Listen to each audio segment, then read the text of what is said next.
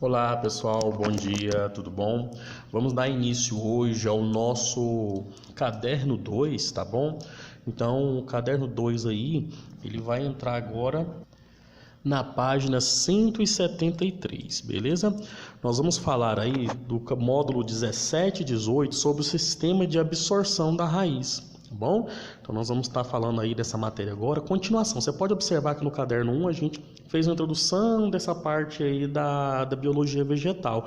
Agora a gente vai falar um pouquinho da absorção da raiz, como essa água penetra nessa raiz. Vamos falar um pouquinho sobre a absorção de solutos, de solventes, das partes fundamentais aí dessa absorção, tá bom? Então a gente falou sobre folhas, falamos sobre fotossíntese, né? Falamos sobre respiração celular, o processo da glicose, e agora nós vamos entrar no processo de absorção, né? Então, ou seja, é bem completa essa apostila, ela vai completar aí uma gama de conhecimentos, beleza?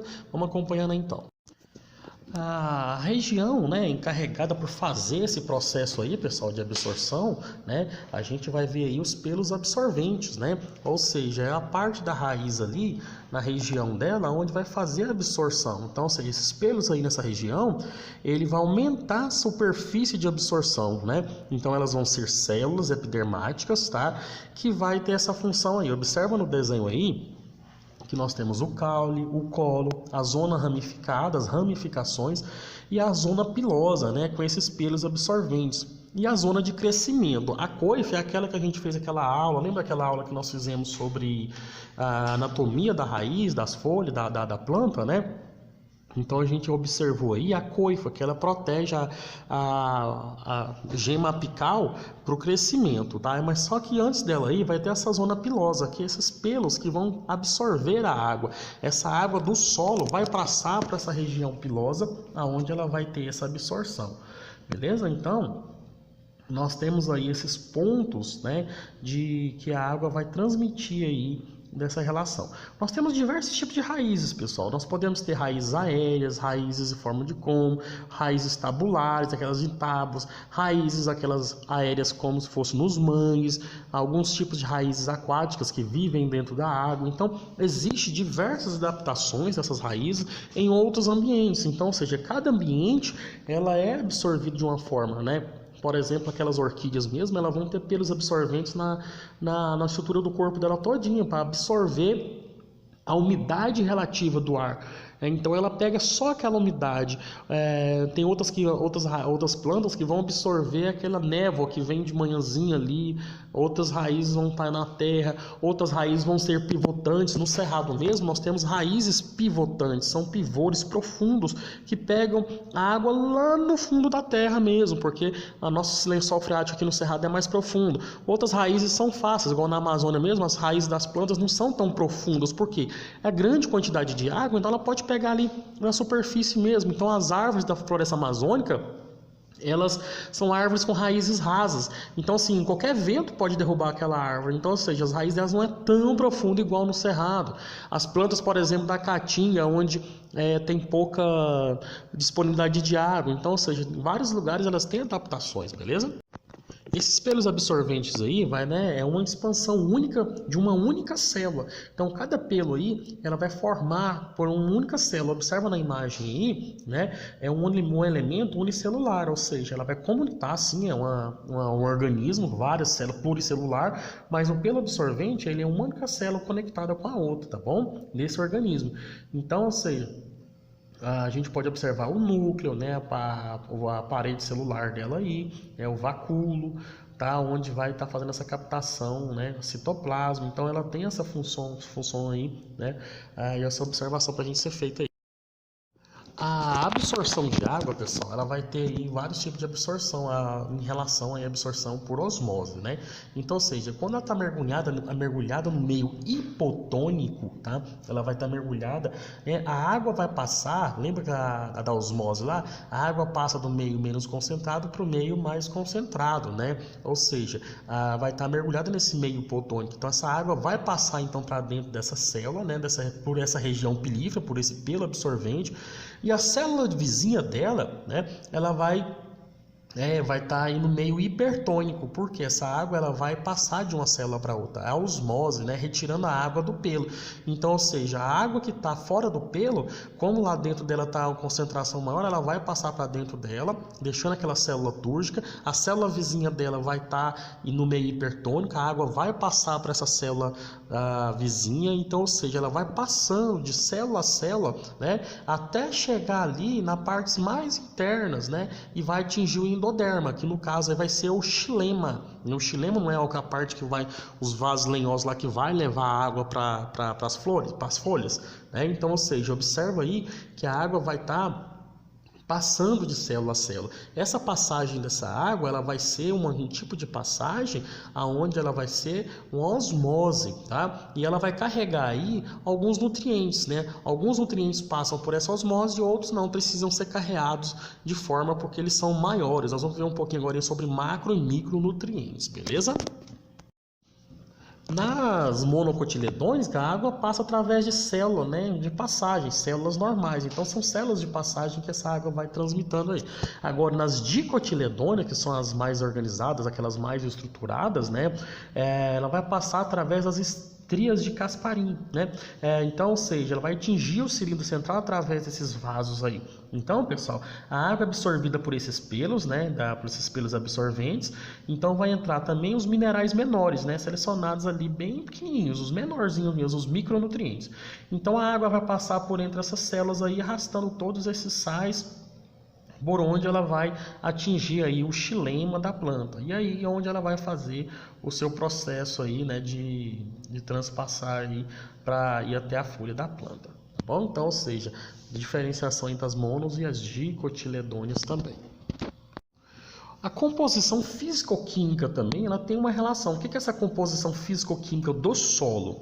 Né? Ela vai ser a influência que ele vai ter, pessoal, na quantidade de água. Então, cada ambiente ela tem sua relação de compensação de água.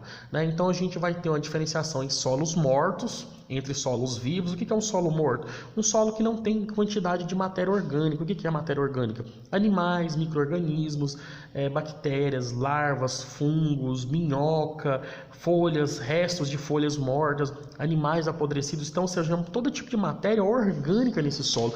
Isso ajuda a deixar aquela terra preta, aquela terra, né, rica em nutrientes, uma terra onde a planta vai ter um desenvolvimento melhor, vai ter uma grande quantidade de sais, minerais ali, que ela vai utilizar na fotossíntese e no seu desenvolvimento natural da planta. Então, ou seja, a diferenciação da composição química ou física do solo, por exemplo, uma composição física dos solos agregados do solo. Esse solo tem muita areia, é um solo pedregoso, é um solo argiloso, é um solo com humus. Humus, né, aquela matéria orgânica morta, aquela quantidade de folha morta, organismos, micro-organismos naquele solo. Então, ou seja, isso tudo tem influência. Um solo com grande quantidade de umidade é um solo que ele tem grande quantidade de humus. Um solo seco, um solo pedregoso, um solo que tem muita areia, por exemplo, ela tem uma dificuldade na obtenção de água, né? Então, isso aí altera a composição química e física desse solo. E como essa planta também vai reagir nesse ambiente, né? Plantas em solo arenoso, por exemplo, elas adaptam a captar mais água do que outras plantas que não têm necessidade. Então, o que acontece? Isso é uma adaptação desses indivíduos. Aqui, né, a gente pode observar mudanças que vão afetar, no caso, aí, essa absorção de água. No Brasil, a gente pode ver um processo grande aí, em algumas regiões de desertificação, aonde a alteração antrópica, a alteração humana ali naquele ambiente, geralmente humana, que pode também ser natural, tá, pessoal? Ela vai causar um estresse nesse ambiente, então vai secar essas áreas, né, uma perturbação mecânica, por exemplo, tirar uma mata para colocar um pasto, depois vem o fogo, aquilo ali vai gerar o quê? uma alteração nesse ambiente natural desse indivíduo, ou seja, alterou biologicamente o solo, alterou quimicamente esse solo, alterou fisicamente esse solo. Por exemplo, nesse pasto aí, ó, se chover ali e for um pasto com declive, né, ali essa água vai criar, por exemplo, ali uma rachadura ali, aquele solo ali, criando uma vossoroca, uma ravina, que é aqueles buracões, né, gigantes ali que causam no solo, causa destruição, aquilo ali causa a perda de água do solo, o solo começa a ficar seco ali, pode virar um deserto, né, arenoso, vira um deserto, e as plantas ali vão ser alteradas. Por quê? A absorção daquelas plantas ali natural era para uma floresta, e agora tem um pasto, ainda tem fogo, né, destrói a matéria orgânica do solo. Olha a alteração biológica, química e física de toda a estrutura. Então, as plantas são adaptadas àquele ambiente. No cerrado mesmo nós podemos ver um solo com grande quantidade de alumínio, né? Um solo aqui bem ácido, que ela precisa fazer correção. O solo do cerrado, por exemplo, para as plantas fazerem a absorção de água natural, de sais minerais, de solutos e desses solventes aí, é preciso fazer uma correção. A gente coloca no solo, por exemplo, uma estrutura base, né? Para neutralizar o ácido. Então eles colocam o calcário no solo. Aí sim, você faz a correção daquele solo e aí você pode plantar o que for ali que vai nascer, entendeu? Então, ou seja, essas correções têm que ser necessitadas aí em relação à qualidade do solo, beleza, pessoal? Quando a gente fala em absorção de sais, né, também a gente está falando desses solutos, então e os minerais indispensáveis para o crescimento da planta, né? A gente pode ver lá na fotossíntese, o magnésio ele tem uma função muito importante. Então, ou seja, cada tipo de sal aí, dos macronutrientes, né, são elementos, né, no quais as plantas aí requerem grandes quantidades, por exemplo, nitrogênio, potássio, cálcio, né, fósforo, magnésio, o enxofre, os micronutrientes aí, a gente pode, são aqueles que a planta vai necessitar em pequenininhas quantidades, né? Ferro, magnésio, né? Molibdênio, boro, o carbono, o zinco, então, ou seja, cobalto aí também. Então são elementos aí da tabela aí que ela vai ter uns micronutrientes. Uns passam através da difusão normal e outros necessitam do processo aí de ativo, né? Então a difusão, por exemplo, aí a gente pode observar que eles podem ser absorvidos seguindo esse gradiente de concentração.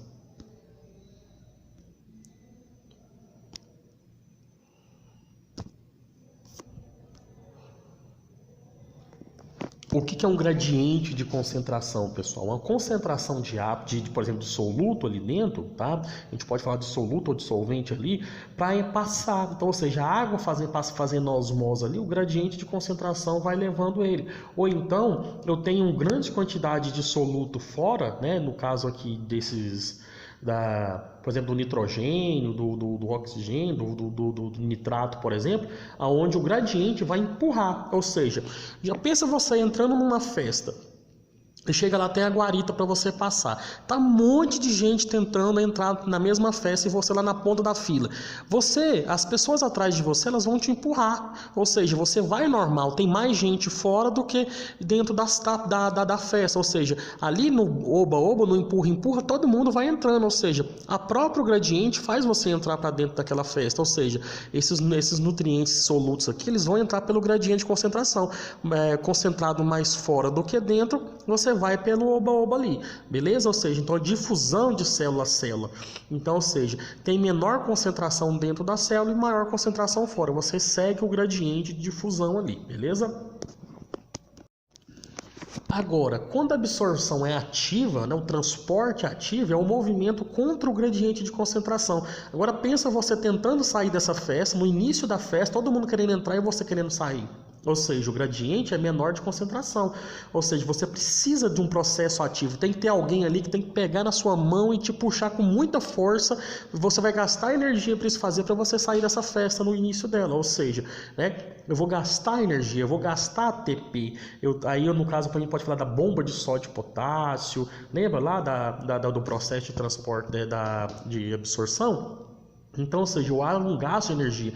Então, por exemplo, no solo, em concentração aí, né, eu vou ter uma concentração, né, menor fora e maior dentro. Ou seja, eu preciso passar por esse gradiente aí de concentração. Então, eu vou gastar uma grande quantidade de energia em forma de ATP. Então isso aí é a forma de passagem de micro e de macronutrientes, né? No caso aí nessa absorção desse soluto, tá? Solvente vai pela osmose, soluto tem esse processo de difusão e da absorção ativa desses organismos, beleza, pessoal? Aqui nós vamos fazer, tá? Alguns exercícios, pessoal, para a gente, né, fazer uma revisão desse conteúdo aí, tá bom? Então a gente vai fechar aí com esses exercícios aí. Vamos lá. Número 1 aí. A figura abaixo representa uma plântula, né, de feijão com as estruturas radiculares indicadas pelos logaritmos 1 a 4. Identifique-os relacionando com as suas principais funções. Pausa o vídeo, para um pouquinho, tenta fazer o exercício, depois você vê a resposta, tá bom? Para a gente ter essa regularidade aí, para você ver se você aprendeu. Não continue o vídeo sem fazer, pessoal. Vamos tentar fazer aí primeiro para depois passar, beleza? Pausou aí.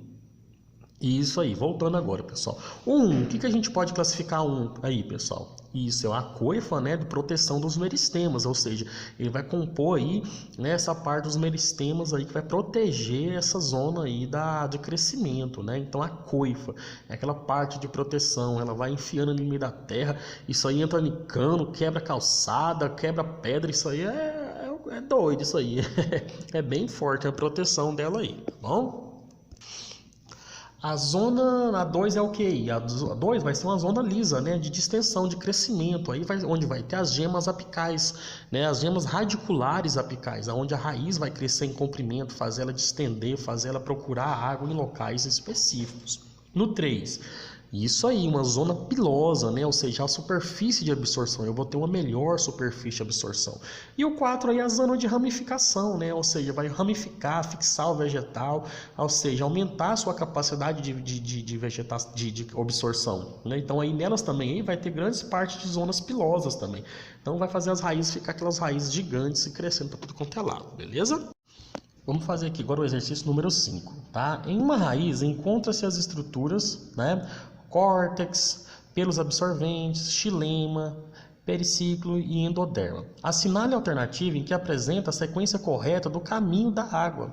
Pessoal, qual que vai ser o caminho da água aí, né? Primeiro ela vai entrar pelos pelos absorventes, né? Então depois ela vai passar para onde?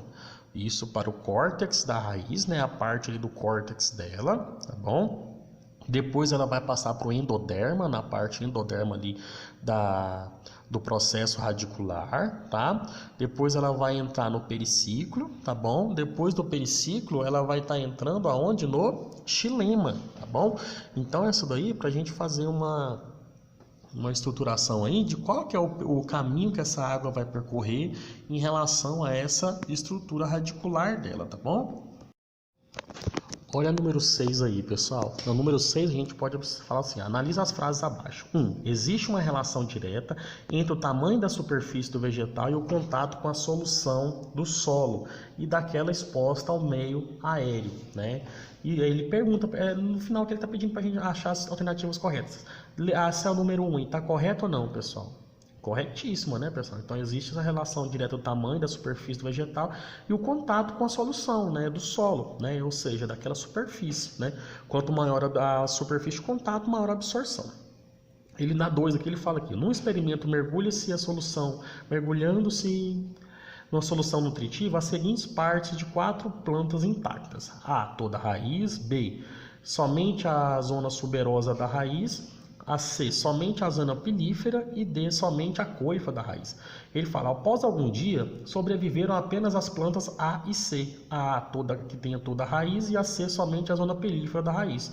Com certeza, né, pessoal? A zona suberosa aí não vai ter pelos absorventes e na coifa também não. Ela vai ser uma região de proteção ali do crescimento da gema apical. Então essa também está corretíssima. E na 3 ele fala aqui, ó, enquanto a absorção de água pelo sistema radicular ocorre por osmose, a absorção de nutrientes minerais acontece por transporte ativo.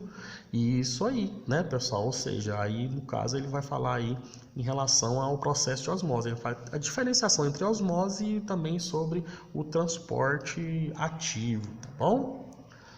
Correto aí também. Então, resposta correta, letra E, 1, 2 e 3.